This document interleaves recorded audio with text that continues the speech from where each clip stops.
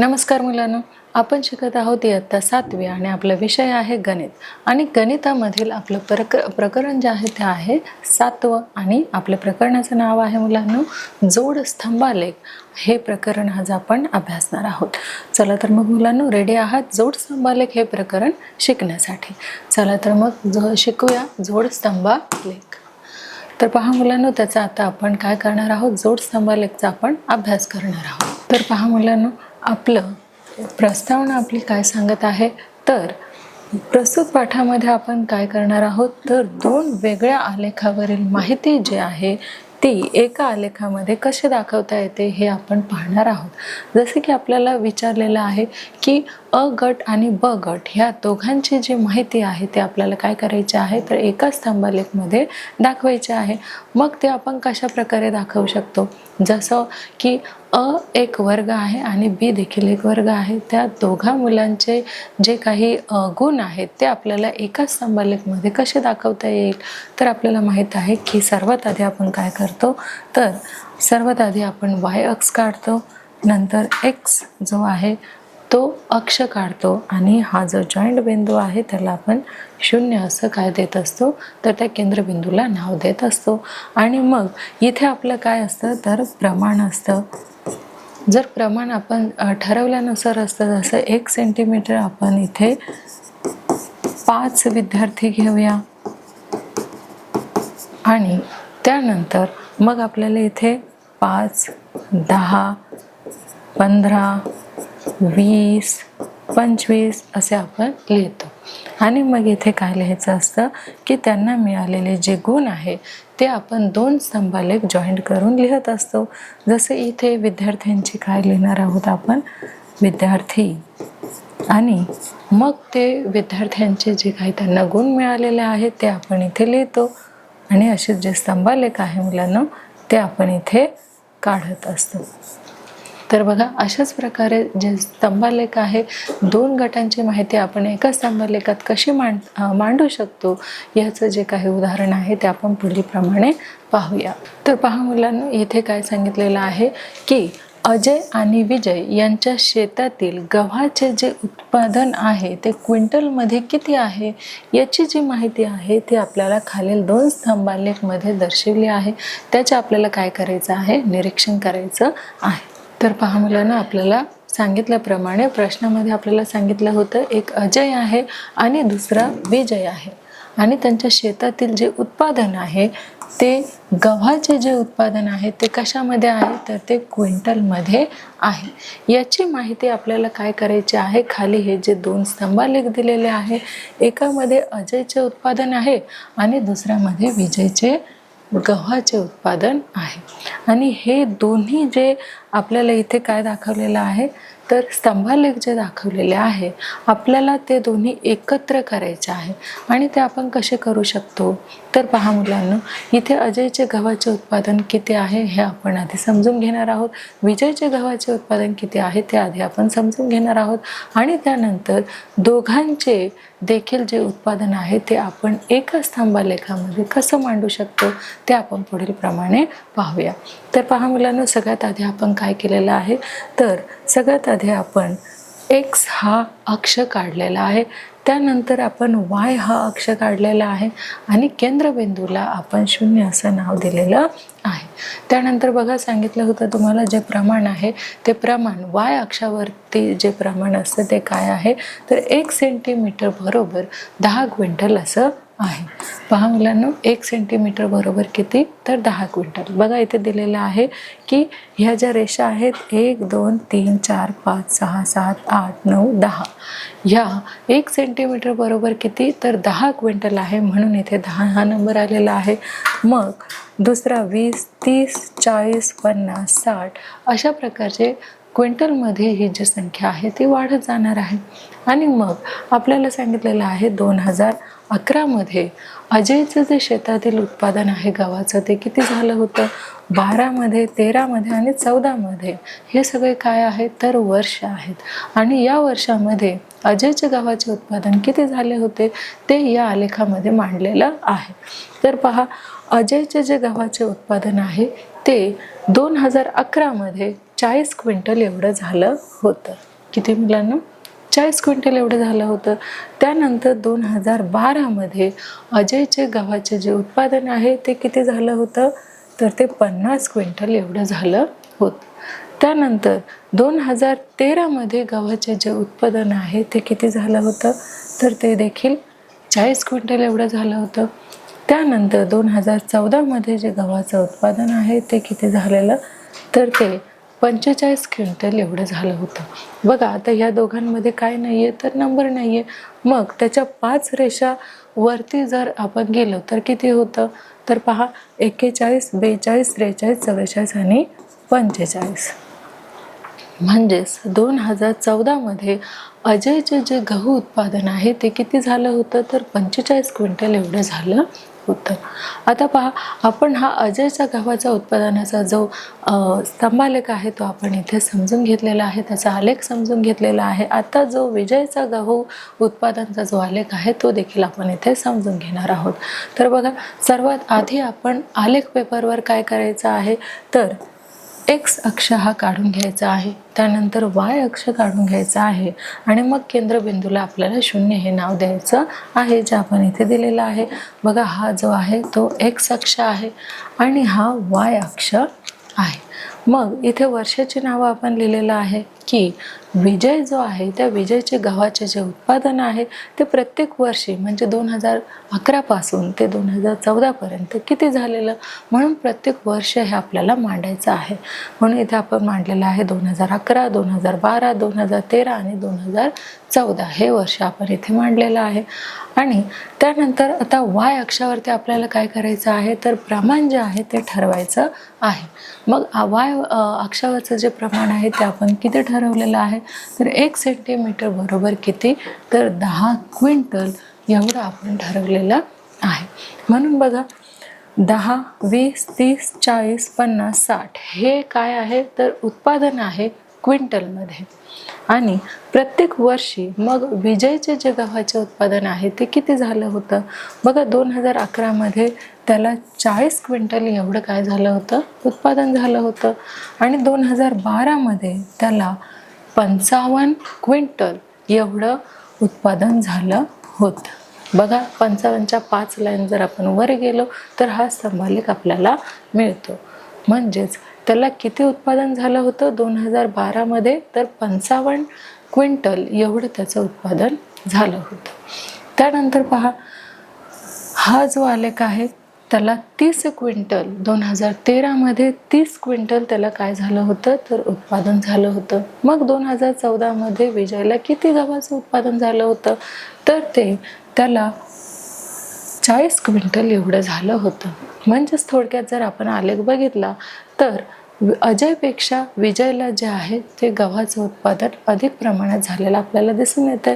म्हणजेच आपल्याला अजय आणि विजय ह्या दोघांचे जे आलेख आहे ते एकाच आलेख पेपरवरती आपल्याला काय करायचं आहे, स्तंभालेख मांडून दोघांचे गव्हाचे जे उत्पादन आहे ते एकाच आलेख पेपरवरती आपल्याला दाखवायचे आहे. ते कसे ते आपण पुढील प्रमाणे पाहूया.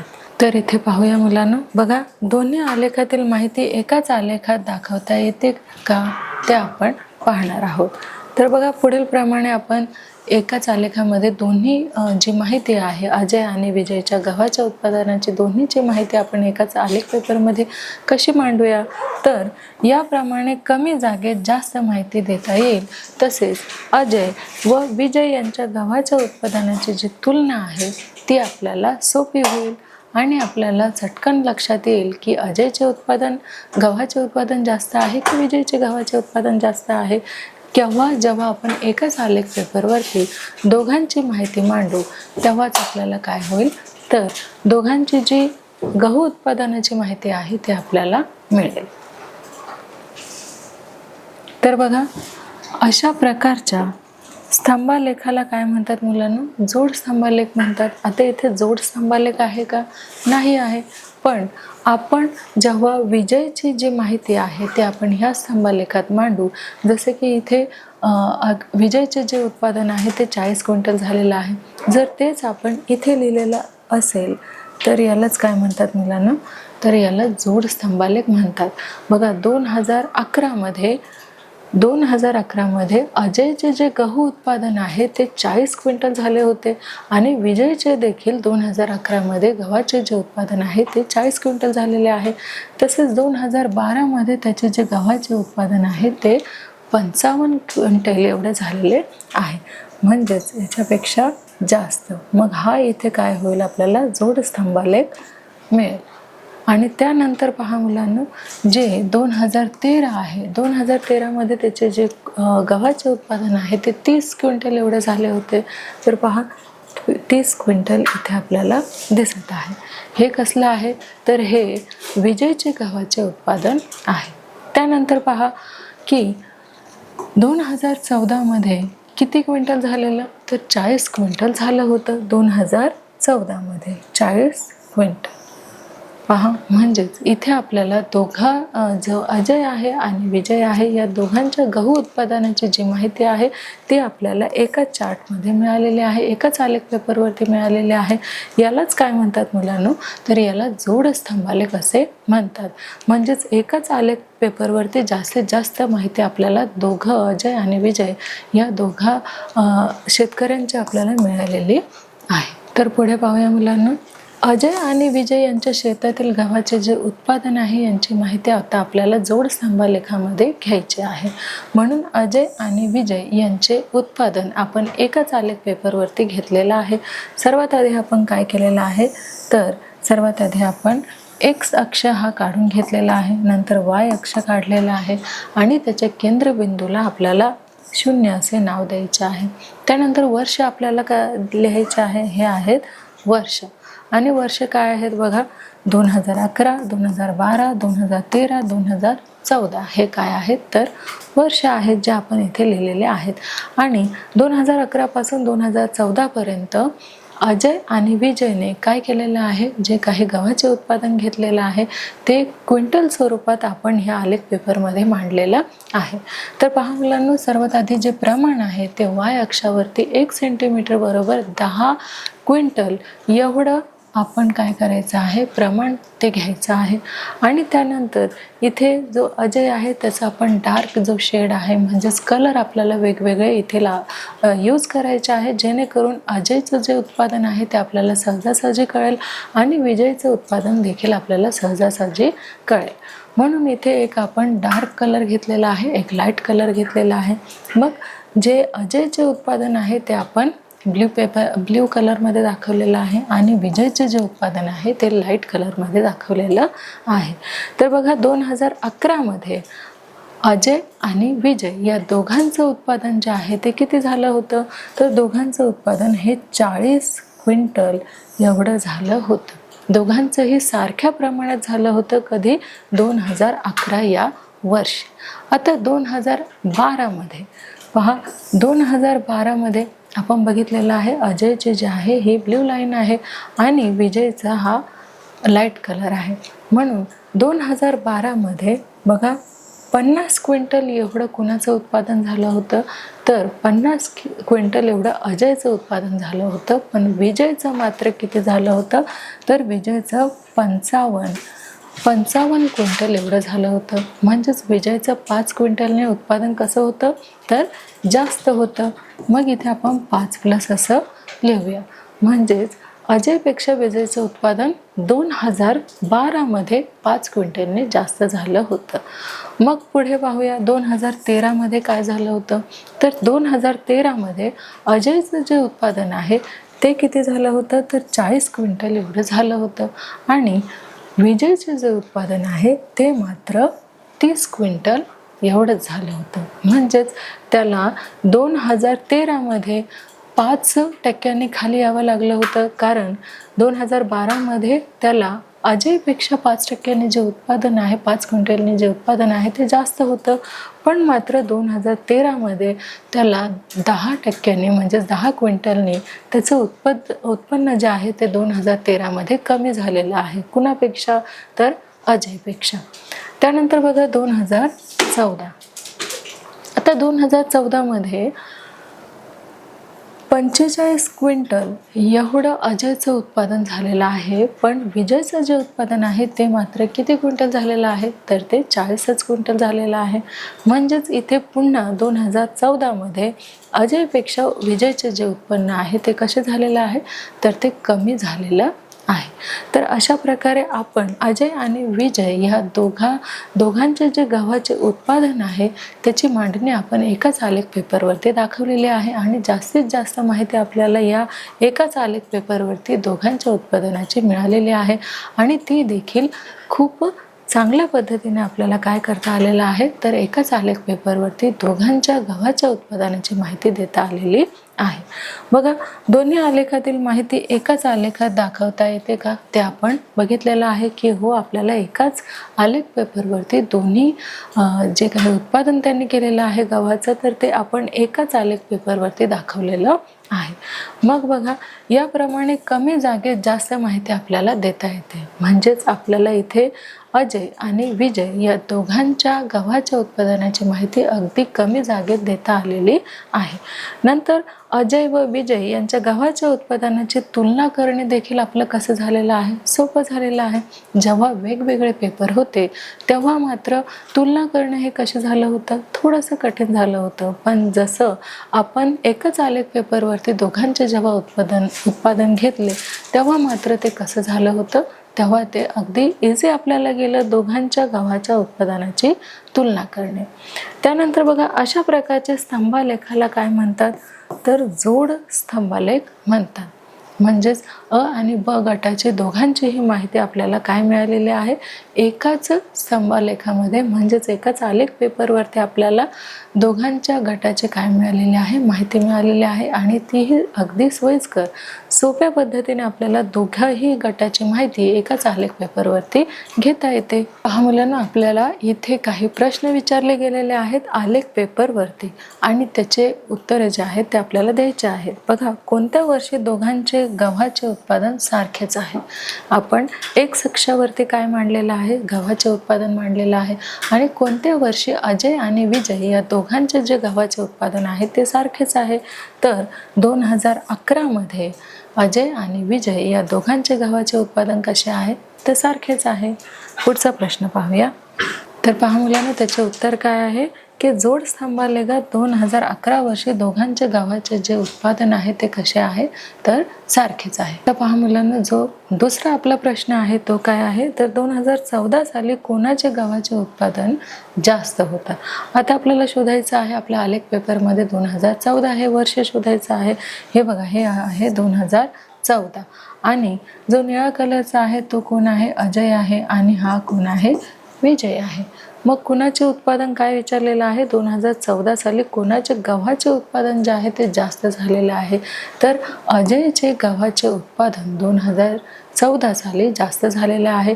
तुलनेने विजयचे जे गव्हाचे उत्पादन आहे ते अजयपेक्षा कमी झालेले आहे. तर पहा मुलांना, उत्तर आपलं काय आहे, तर जोड स्तंभालेखात 2014 साली अजयचे गव्हाचे उत्पादन कसे झालेले आहे, तर जास्त झालेले आहे. पहा, इथे अजयचे आपल्याला जास्त दिसून येत आहे आणि जे विजय आहे त्याचे गव्हाचे उत्पादन आपल्याला कमी दिसून येत आहे. पहा मुलांना, जो तिसरा प्रश्न आहे तो काय आहे, 2013 साली प्रत्येकाचे गव्हाचे उत्पादन किती होते. आता वर्षामध्ये आपल्याला 2013 हे वर्ष शोधायचं आहे. हे आहे आपलं 2013. आता तिथे विचारलेलं आहे की 2013 साली प्रत्येकाचे गव्हाचे जे उत्पादन होते ते किती होते. तर बघा, हे जे विजय आहे त्याचे 30 होते आणि विजय जे आहे त्याचे किती होते, तर 40% होते. बघा, 2013 साली प्रत्येकाचे गव्हाचे उत्पादन किती होते, तर अजयचे 40 क्विंटल एवढे उत्पादन होते आणि विजयचे 30 क्विंटल एवढे काय होते, गव्हाचे उत्पादन होते. तर पहा मुलांनो, जोड स्तंभालेखात 2013 साली गव्हाचे जे उत्पादन होते ते अजयचे किती होते, तर ते होते 40 क्विंटल आणि विजयचे किती होते, तर ते होते 30 क्विंटल. आपलं उत्तर जे आहे ते अगदी योग्य आलेलं आहे. पुढचा प्रश्न पाहूया मुलांनो. बघा, जोड स्तंभालेखाचे वाचन जे आहे ते आपल्याला करायचे आहे. ते बघा, पुणे शहरातील 5 दिवसांचे कमाल व किमान 0°C दिलेले आहे. आता आपल्याला इथे काय दिलेलं आहे, आलेख पेपर दिलेला आहे आणि त्या आलेख पेपरवरती आपल्याला पुणे शहरातील 5 दिवसांचे कमाल व किमान तापमान आपल्याला 0°C दिलेले आहे. मग इथे बघा y अक्षावरती काय काढलेलं आहे, तापमान, आणि x अक्षावरती आपल्याला जे दिवस आहे ते काढलेले आहे, जसं सोमवार, मंगळवार, बुधवार, गुरुवार आणि शुक्रवार. आणि पहा प्रमाण जे आहे ते y अक्षावर 1 सेंटीमीटर बरोबर किती आहे, तर 5°C एवढा आहे. आणि कमाल जे तापमान आहे ते आपल्याला लाईट कलरमध्ये दाखवलेलं आहे आणि किमान जे तापमान आहे ते डार्क कलरमध्ये दाखवलेलं आहे. मग बघा आपल्याला इथे काय विचारलेलं आहे की x अक्षावर कोणती माहिती दर्शवली आहे. आता इथे काय आहे तर x अक्ष आहे आणि बघा x अक्षावर कोणती माहिती दर्शवलेली आहे. इथे आपण पाहू शकतो की x अक्षावरती दिवस दिलेले आहे, वार दिलेले आहे. बघा सोमवार, मंगळवार, बुधवार, गुरुवार, शुक्रवार हे जे दिवस आहे त्याची माहिती दिलेली आहे. मग उत्तर पहा, x अक्षावर दिवसांची माहिती दर्शवलेली आहे. पुढचा जो प्रश्न आहे तो बघा काय आहे, y अक्षावर कोणती माहिती दर्शवलेली आहे. आपला हा जो स्तंभालेख आहे तो y अक्ष आहे आणि त्या y अक्षावर कशाची माहिती दर्शवलेली आहे तर आपण बघू शकतो की y अक्षावर तापमानाची माहिती दर्शवलेली आहे. पहा मुलांनो, y अक्षावर काय आहे तर तापमानाची माहिती दर्शवलेली आहे. पुढचा प्रश्न आपण पाहूया. बघा सर्वात जास्त तापमान कोणत्या दिवशी आहे. आपण इथे बघूया की सर्वात जास्त जे तापमान आहे ते कोणत्या दिवशी आहे, तर सोमवारच्या दिवशी काय आहे तर 30°C एवढं तापमान आहे. म्हणजे सोमवारी सगळ्यात जास्त तापमान पडलेलं आहे. बघा सर्वात जास्त जे तापमान आहे ते कधी, कुठल्या दिवशी आहे, ते सोमवार या दिवशी आहे. मग बघा किमान तापमान कोणत्या दिवशी सर्वात जास्त आहे. किमान जे तापमान आहे म्हणजे कमी तापमान आहे ते सर्वात कमी सांगितलेलं आहे. सर्वात कमी कोणत्या दिवशी, किमान तापमान कोणत्या दिवशी सर्वात जास्त आहे. किमान आपल्याला कशात दाखवलेलं आहे तर ब्ल्यू कलरमध्ये दाखवलेलं आहे आणि सर्वात जास्त बघा कधी आहे तर ते बुधवारी आहे. म्हणून आपलं उत्तर काय आलेलं आहे पहा, किमान तापमान बुधवार या दिवशी सर्वात जास्त आलेलं आहे. पुढचा प्रश्न आपल्याला विचारलेला आहे, गुरुवारी कमाल व किमान तापमानात फरक किती. आता गुरुवार हा आपल्याला शोधायचा आहे. बघा हा आहे गुरुवार आणि याच्यामध्ये कमाल तापमान आणि किमान तापमान यामध्ये फरक किती आहे तो सांगितलेला आहे. आता बघा हा जो आहे तो 15 आहे आणि हा जो आपल्याला सांगितलेला आहे तो 30 आहे. म्हणजे किती फरक आहे तर 30 - 15 एवढा कमाल व किमान तापमानामध्ये फरक आहे. म्हणून बघा कमाल व किमान तापमानात 30 - 15 म्हणजेच 15°C एवढं काय आहे कमाल व किमान तापमानामध्ये फरक आहे. पुढचा प्रश्न पाहूया. तर पुढचा प्रश्न बघा काय आहे मुलांनो, कोणत्या दिवशी कमाल व किमान तापमानातील फरक जास्त आहे.